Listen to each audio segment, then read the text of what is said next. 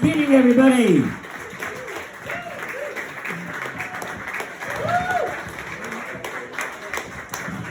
So, first off, I want to thank, once again, the three organizations that stepped up and made tonight happen. They are the Burroughs Branch YMCA Livestrong program, the Seven Saws Brewing Company, and Comics for a Cure. Let's hear it. So the last time I did this show was 4 years ago this month. It was 2.5 weeks before the lockdown, and then the pandemic changed everything. So, curious question. How many of you ever used COVID to get out of something you didn't want to do? Yeah, I see the hands. Like, for example, when somebody you can't stand comes charging at you full speed, demanding a hug. Come on, bring it in. And you're like, not so fast. Remember social distancing, stay back 12 feet. Wait, what do you mean 12 feet? Government guidelines say 6 feet. Yeah, but dickheads are twice as contagious. You know, the thing about this illness is we did not get a lull last summer like we usually do, thanks to all those Canadian wildfires, you know, wreaking air quality havoc everywhere. Now, they were particularly worrisome for me because my older brother lives in Canada. So I called him to check on him, and we talked about climate change, then he started talking about Canadian politics, and then the differences between US and Canadian cultures, which led to a discussion about whether the F word or the C word is more offensive. And I said the C word, hands down. I mean, nobody even notices if I drop the F word, but if I use the C word at home or anywhere in public, people will turn their heads and give me that look like, why would you even say that? And my brother said, well, it's a lot different around here. Many Canadians are seriously triggered by the F word because to them, it represents US imperialism. And I'm like, bro, stop it. I know several Canadians, I've never heard that one before. I think you're just trying to get cheap thrills by busting my chops the way you did when we were kids. And he's like, really? Whining about stuff that happened decades ago? Give me a break. And so this went on for about 5 or 10 minutes. And then we started to realize how idiotic we were sounding, getting totally worked up over nothing. So now we have an understanding. When he comes to the States, we use Fahrenheit. When I go to Canada, we use Celsius.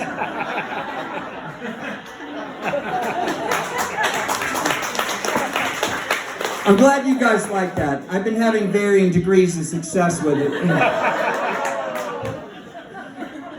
So I got some friends here tonight, and a couple of them asked me where my wife is, and the truth is, she didn't seem the least bit interested in coming. Like, the second I mentioned it, she reached into her purse and pulled out a COVID test kit. And I am so disappointed because I am a much better person for having her in my life these last 40 years. I mean, before she came along, I had like zilch for people skills and even less self-awareness. You know, about 5 years before she and I met, I was celebrating my birthday at a local pub. And I was chatting up the girl sitting next to me at the bar, and after a couple hours, she said, Mike, why don't you drive me home? Let's make this birthday of yours really special. And I said, okay. So we get in the car, we drive a few blocks, cop pulls us over and says, sir, have you been drinking? I just looked up and I said, is she that ugly? So anyway, my wife and I first got acquainted with the YMCA a little over 30 years ago when we started bringing our son to the Greendale branch, first with swimming lessons and then later for wee one's nursery. And we are really grateful to the Y for helping him to get started on the right foot. And we're really pleased with the way he's turned out. Happily married, 2 kids, nice house, great job. Although there is a catch. His employer has such a fantastic reputation that everybody he knows is constantly hitting him up for a job. And at this point, he is like beyond fed up. I mean, you should have heard him having an absolute meltdown just a couple weeks ago. Dad, for the 10th time, I'm not going to hire you.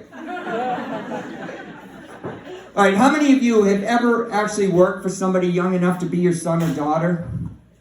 Yep. First happened to me 15 years ago, and honestly, I struggled with it at first because, you know, the guy was like half my age, and he's playing the experience card on me. You know, Mike, this isn't my first rodeo. Yeah, no shit, you've been riding my ass nonstop. So these days, I'm pretty much retired, although I have done a little part-time work here and there. In fact, some of you know that I was a lifeguard at the YMCA, first at the Burroughs branch, then later at the Greendale branch. And during my time at Greendale, I would sometimes open their pool at 5:30 in the morning. Like, now at that hour, you are dealing with type A personalities on steroids. Yeah, once I was accidentally late. And immediately this irate member starts giving me a hard time. Oh, you think those 5 minutes don't matter? Well, think again. I work in Boston. Do you have any idea how much commuter traffic can change in that short amount of time? Why can't you better understand what people like us go through? And I said, well, why didn't you hire me when I sent you my resume? Oh, that didn't go over well. Oh, he gave me the dirtiest look, started coming toward me in a very threatening manner, and he said, Dad, don't start that shit again. Now, I actually enjoyed guarding during water aerobics fitness class, which consists almost entirely of women in their 70s and 80s. Now, one of the instructors had a great playlist. It included Twist and Shout and a bunch of other early Beatles tracks. Now, I am a first-generation, lifelong Beatles fan, which sounds a lot better than I'm older than dirt. Anyway, whenever I'd hear one of those tracks, I'd get all nostalgic about their first appearance on the Ed Sullivan Show, which, by the way, was 60 years ago this month. And then, you know, I'd start visualizing the black and white footage of the girls screaming their heads off, tearing their hair, losing their minds.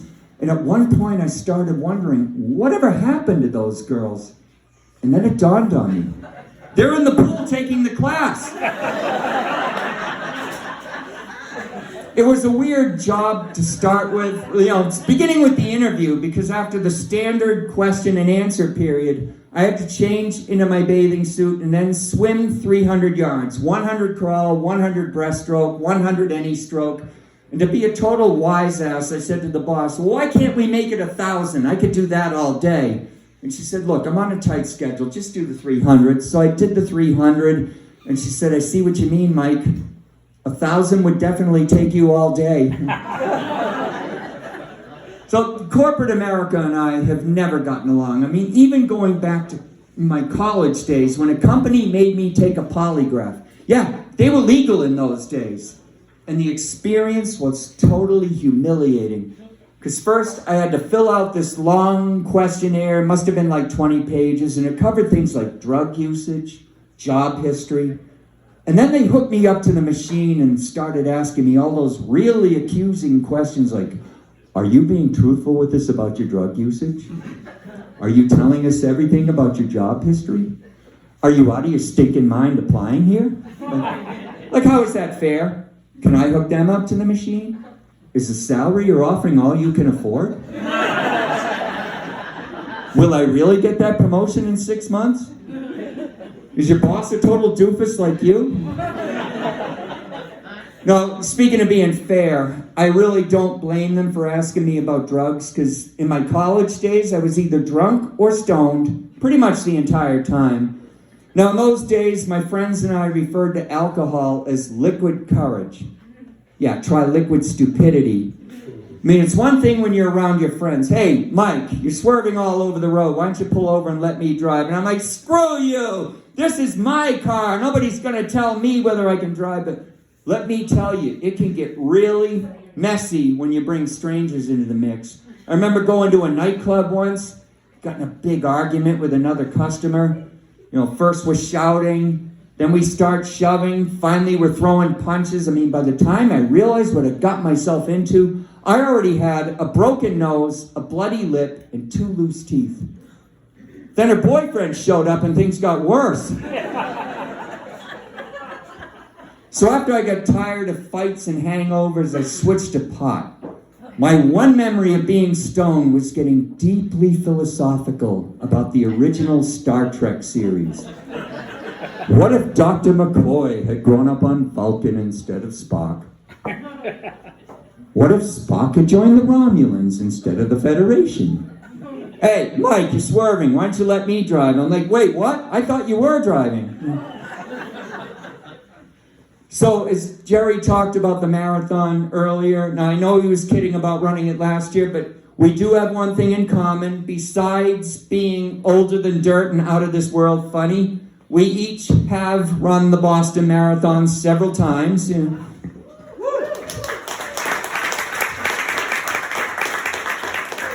Now, I'm not going to speak for him, but I have no plans to run it again because, frankly, I don't like what it's turned into over the years.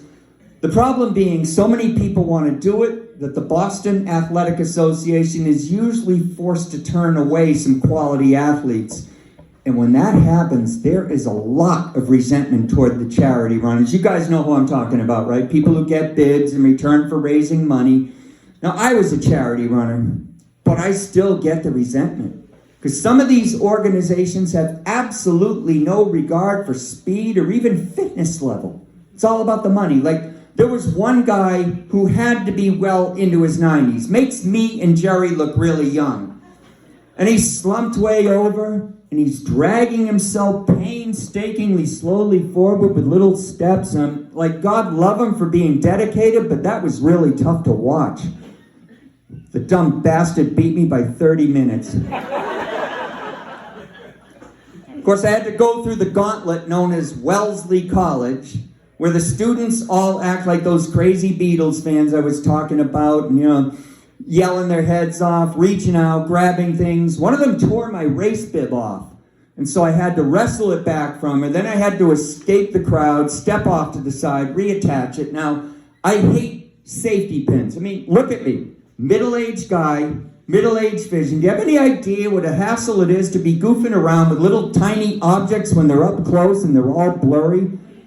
By the way, how many in here wear reading glasses? For sex?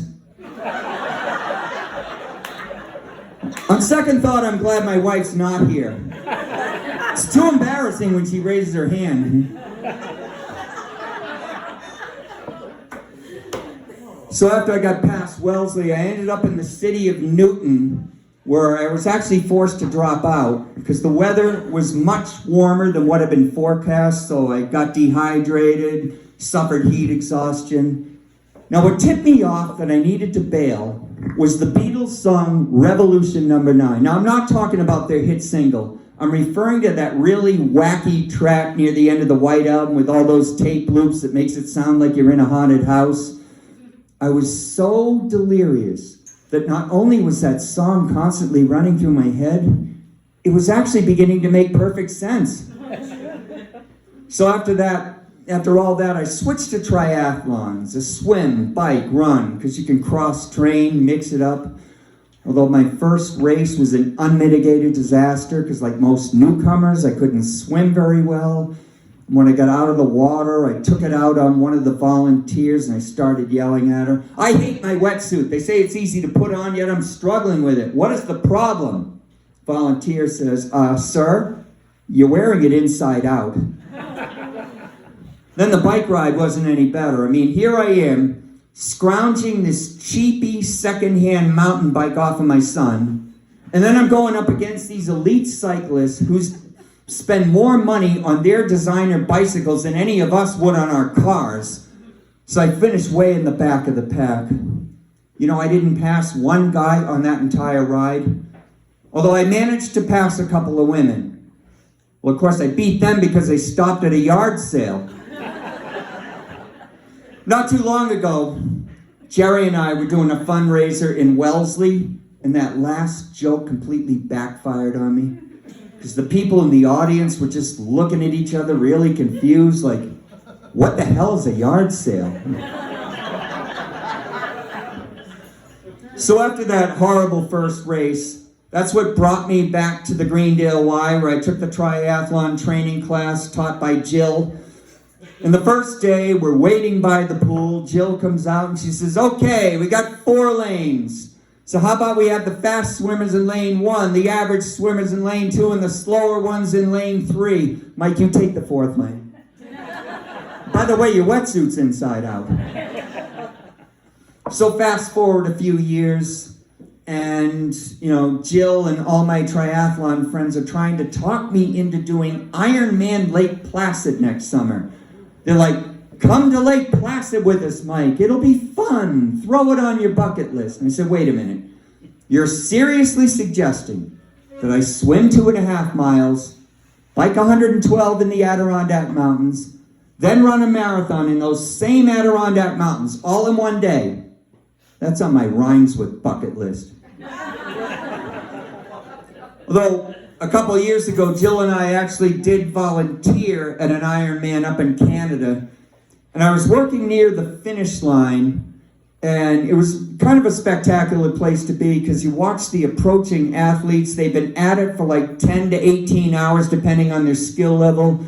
And they look like death worn over from sheer exhaustion. And then the MC's trying to build them up and cheer them up. John Doe, you are now an Ironman. Mary Smith, you are now an Ironman. Mike Keating, you're the dipshit who keeps wearing his wetsuit inside out. And you are a wonderful audience. You have been great.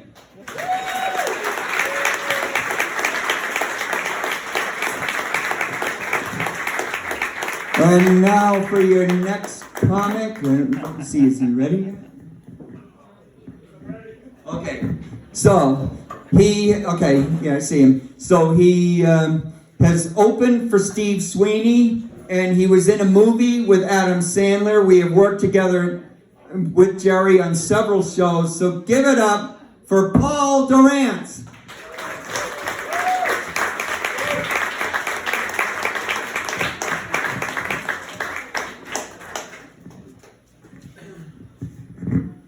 What's going on, everybody? How you doing? Keep it going for